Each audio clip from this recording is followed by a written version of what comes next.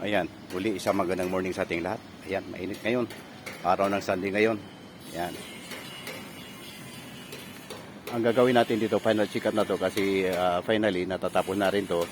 So, i-turn over na natin to. Ayan. Check up na tayo ngayon.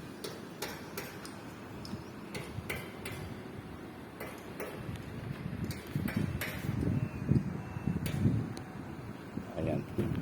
Yung laki ng gutter dito yan. Ito ang tinatawag na stainless gutter. Outside gutter siya. Ayan. Ang kapal ng stainless dito ginamit sa stainless na 0.6. Dating naman dito, dahil may spacing pa siya dito, nilagyan namin ng capping. Yan. Yung downspout na ginamit natin doon sa kasi ang tubig doon, sa kalahati na yon, isang downspout lang kinakabit dito. Yan siya.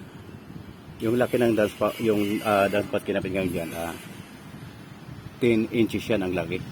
Ang pinakabutas niya. Ngayon, ang pinakabutas naman dito sa gutter, kung sukat nito, ang pinakabutas talaga niya,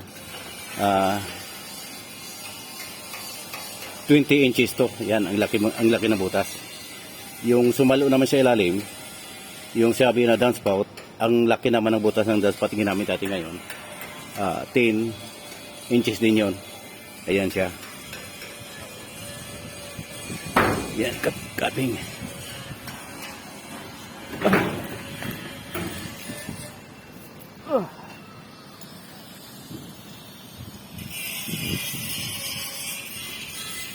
Yan, punta tayo doon sa dulo. Check up ulit natin to.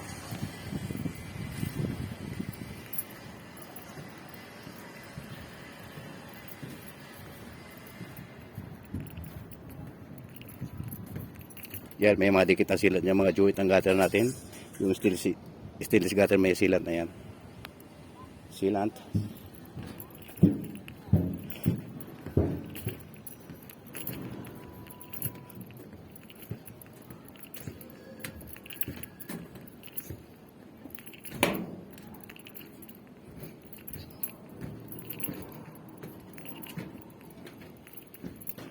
Yan, sa kabilang building naman, halos kumpleto na rin tayo. Yun, oh.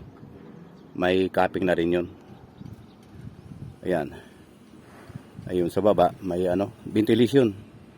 Yan, lower type ventilation sa siding ng building. Yan, sa kabila naman tong kasi ang tinatawag dito, isang downspout ang ginagamit.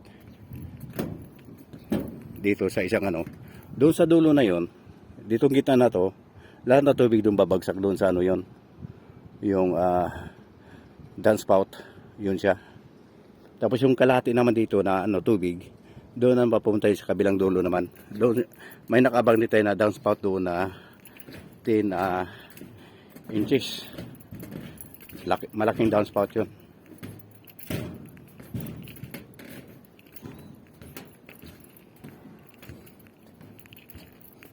Tapos yung makalat, palinis pa natin yan.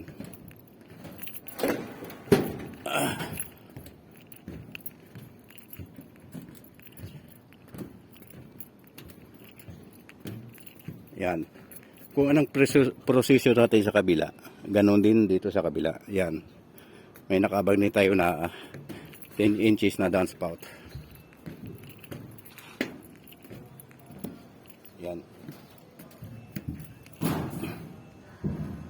Yan, malaking butas na may binutas sa outside gutter. Ayan, kabila na yan.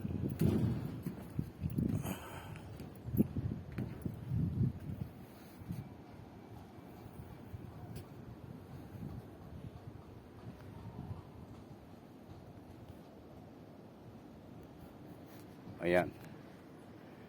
Muli, dagang salamat.